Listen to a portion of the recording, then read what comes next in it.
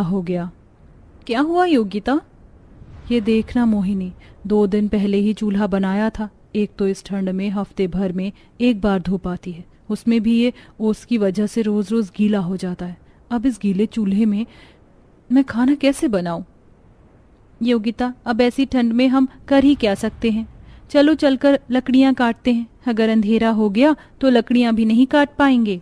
मोहिनी, योगिता और बाकी की तीनों बहुएं जंगल में लकड़ियां काटने के लिए चली जाती हैं। ठंड का मौसम होता है, चारों तरफ ठंडी ठंडी हवाएं और ओस होती है, जिसके चलते पांचों बहुएं कांप रही होती हैं। लेकिन फिर भी ठंड को भूलकर वो लकड़ियां काटती हैं और घर लौट आती हैं कि तभी योगिता की नजर आंगन में रखी एक लोहे की बाल्टी पर जाती है। ये लोहे की बाल्टी यहाँ क्या कर रही है? ये बाल्टी नीचे से टूट गई थी तो यह पानी भरने के लायक है ही नहीं, इसलिए मैंने इसे यहाँ रख दिया। पानी भरने के लायक तो नहीं है, लेकिन अंगीठी बनाने के लायक तो है।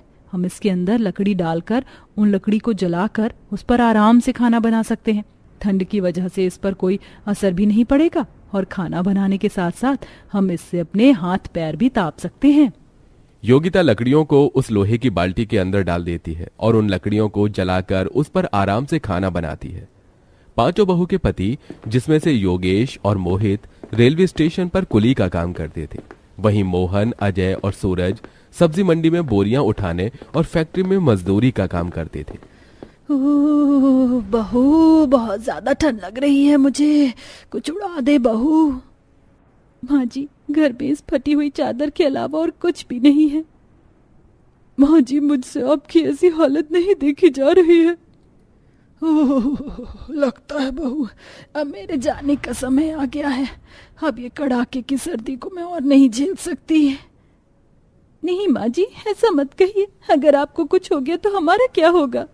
अपनी सास को ठंड से ऐसे तड़पता देख पांचों बहुओं की आंखों में आंसू होते हैं। वहीं बेचारी मोहिनी से ये सब देखा नहीं जाता है।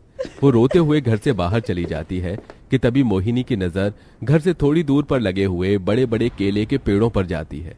ये केले के पेड़ के पत्ते तो काफी ज्यादा बड़े हैं। इन पत्तों से तो मैं रजाई बना सकती हूँ। इससे माँ जी को ठंड कम लगेगी। मोहिनी खुद ही केले के पेड़ पर चढ़ती है और वहां से केले के पत्तों को तोड़कर घर के अंदर ले जाती है। मोहिनी, ये केले के पत्तों को क्यों लेकर आई हो? देखो, मैं इन केले के पत्तों का क्या करूंगी।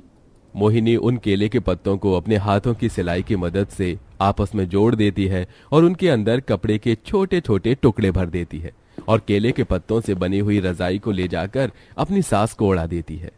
इन केले के पत्तों की रजाई को ओढ़ने के बाद तो मुझे बिल्कुल भी ठंड नहीं लग रही है। हाँ माँ जी, क्योंकि इसके पत्ते काफी ज्यादा बड़े हैं और मोटे भी हैं, इसलिए आपको ठंड